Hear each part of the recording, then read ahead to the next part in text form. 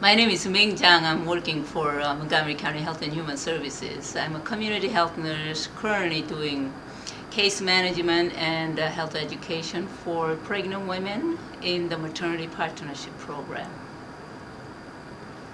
Great. And then, let's see, first question we have for you is, okay, are there other programs in Montgomery County other than Healthy Mothers, Healthy Babies that make free home visits to women suffering from post and prenatal depression? I am not aware of any free home visiting service to give the therapy.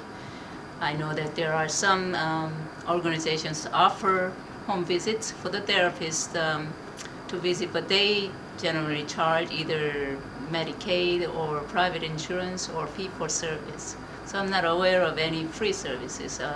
Healthy Mother, Healthy Baby is a wonderful, wonderful program. Great. And then, how important do you think the home visitation is as opposed to office-based therapy? It is extremely important. That's because the women. Sorry, if you could just say home-based visits are extremely important, Oh, like that. okay. Yeah, because my voice is going to Right, cut out. So. right. But perfect. So home-based visits are extremely important because the women that we're serving have a lot of barriers to get to outpatient clinics. They may not have any cars, so they would have to take bus, sometimes one or two buses, walk several blocks to get to the clinics. They may have young children at home and they cannot afford babysitters for 2-3 hours. They are depressed, so they may not even want to venture out from their places. So, and not only that, when you visit, therapists visit homes, you can observe a lot of things at home. The way they keep their places camped or chaotic, some of those things can tell something about the state of the woman's mind and the functionality. Sometimes you can observe the family dynamics or partner relationships and relationships with other children. So I think the home visit service is just extremely important. Perfect. Thank you. Let's see. What are some of the signs that you look for when you suspect a pregnant woman or new mother is suffering from depression? In addition to the typical flat affect and sometimes muted or slow response to my questions, or just sad look, I would look for very carefully how the woman functions. So, for instance, I'm looking for whether or not the woman is keeping her appointments, whether or not she's making contacts with the necessary people that she's supposed to, whether or not she's responding to different notices, correspondence that she's supposed to, whether or not she's followed through with the activities that we had agreed. Sometimes I'm making sure that they are keeping baby's appointments, and those things, if those things are not done or constantly delayed, or then there's some issues. I have to look for it and see if the woman is really suffering from depression.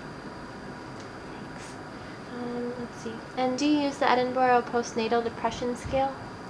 Yes, we just say Edinburgh depression scale because we would administer that scale during prenatal period when we contact with the woman the first time. And then we may do that again after baby's born. Sometimes we might just do it over the phone and interact with the women over the phone. At that time, we'll just ask the questions directly rather than let the women fill out the screening form because it's over the phone. But when we visit the women after baby's birth, maybe 2 weeks or after 3 weeks, we would administer that scale. And would you say that the Edinburgh scale is effective for measuring the progress? Progress, I don't know. I have never looked into it. I don't necessarily always completely rely on the screening itself because sometimes I find that the women may have low score in the screen, negative result, but all the other signs point to that she's suffering from depression, and I would still make that referral. And the Postpartum Depression Project, they still follow up with the women, and indeed they are pretty sure that the woman is suffering from depression. So screening itself is not always the number one reason that I would refer the women. Great. And then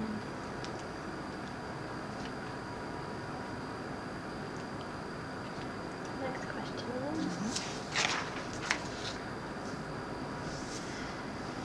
Do some women feel ashamed or embarrassed if they're sad or upset about being a new mother? And if so, what would you say to them? Well, my experience is that a lot of our clients, the pregnancy is unplanned. They admit that, or unintended. Generally, they wouldn't say, I am ashamed or embarrassed, but they would put it this way. This was not really what I wanted, but now I accept it. But then, you have to really read the body language. And they really don't want to go into detail about how they feel about the pregnancy. They may not want to, see your eyes when they talk about their feelings. Many of them don't know how to articulate their feelings. So, yes, I think they feel ashamed. If I feel that way and if I observe those signs, then I would say, a lot of women have a variety of feelings during pregnancy and after pregnancy. Some feelings may feel like positive, optimistic. Some feelings may feel like negative. All those feelings are normal, and you are, okay to have those feelings. If you are persistently have those feelings that you are, embarrassed, ashamed, then I say there is a counseling service available, and I can make a referral. So please let me know. There's a free counseling service available. I always let the women know, regardless they say or not.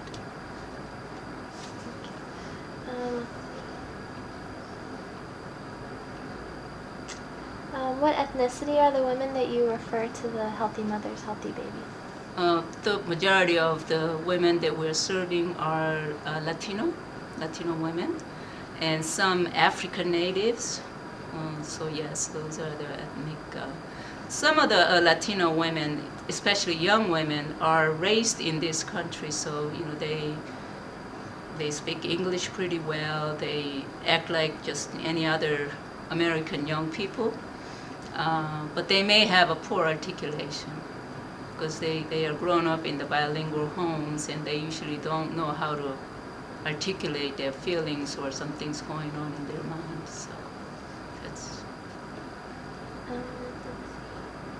And then, can you recall a mother who was either very depressed or had recovered, and then I guess in turn had recovered well and beaten depression?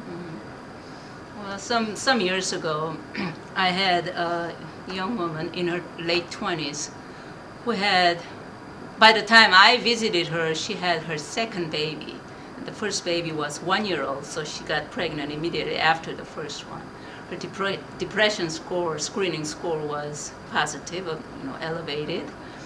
And she had that typical, flat affect, very soft-spoken, just very little response to questions and things like that. Her interaction with the baby was very slow, not very enthusiastic.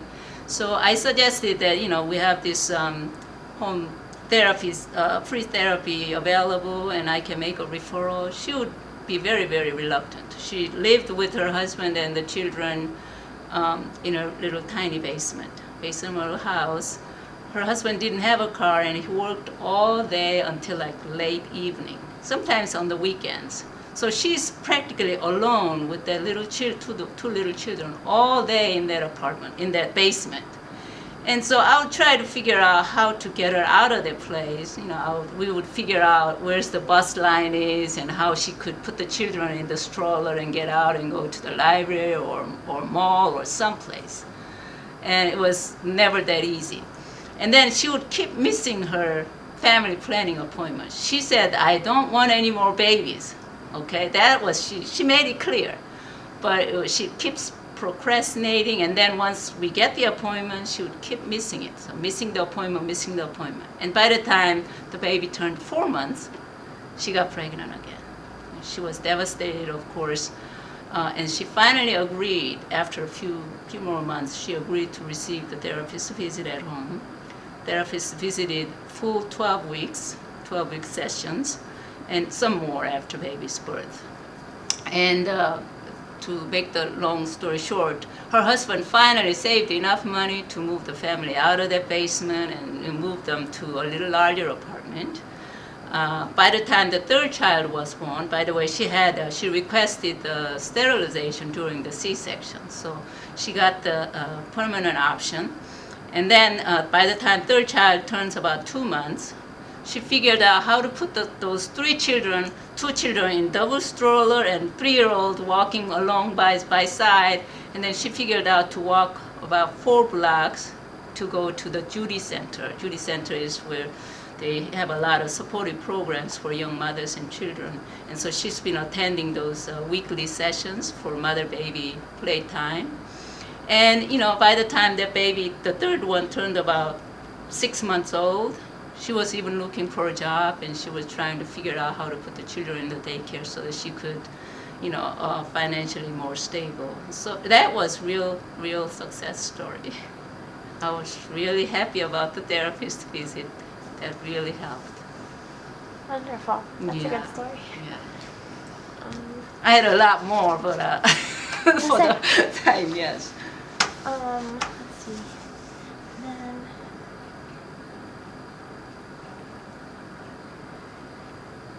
let's see if you could just describe about the county program and what the center does and what you do again at the center.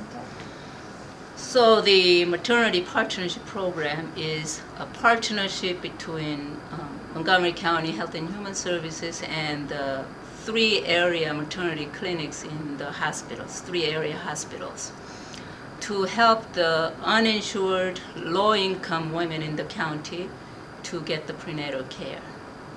And once the women becomes eligible to be in the maternity partnership by their income and the resident status, the Montgomery County resident, then they are enrolled into this community health nursing case management program, and that's where we are involved with. And that's where the women get information about how the program works, what kind of responsibility they have, what kind of benefits they have within this program, and then they get health information, how to keep their pregnancy healthy and keep their babies healthy and keep the home safe and sound. So the nurses in the center, we have 2 area health centers. So we have nurses in the health center, and then there's a specialist called the client service aides. And client service aides are the people who are bilingual, speaks Spanish, and some of them speak French. And they're the ones directly helping and explaining to the ladies about the program, their responsibilities, how to get to the appointments and things like that. And they also help them to understand some other important things in the program. And then the nurses will visit some clients, not all of them, probably about half of the clients who are eligible for maternity partnership, who we see that as a higher risk. And the way we determine high risk is that when they come first time to get all the information about the program, we give them 2 screening sheets. And the first sheet is prenatal and medical history screening. So we see whether or not they have any prenatal risk factors. And then we give Edinburgh Depression Scale screening. And so if they are positive in any of those screenings, the nurses visit their homes and follow up. So sometimes we make a referral directly, sometimes we just observe and see if there's any other issues and problems that we could help with. If there was a crisis, then we might refer them to the crisis center or housing agencies and things like that, so a variety of things. So the nurses will do home visits, health teachings, and linking the clients, linking the women to the area or community resources and programs, and generally try to help, to solve their problems at home. And then, well, that's all we have questions Oh. wise. But I was wondering if, I think when, let's see, if you could just one more time just introduce yourself and what you do. And, Sure. yeah, and so take a deep breath. And then. How do you want me to introduce us? My You title? did it perfect. or- You did a perfect job earlier, but I noticed it clipped off like Oh. like a second, meaning Okay. it was like, Oh, okay. but you did a great job earlier. Just. Right. My name is Ming Zhang. I'm a community health nurse working for Department of Health and Human Services in Montgomery County, Maryland. I'm a community health nurse working for the women who are uninsured and low income who are pregnant and who are parenting young children. Perfect.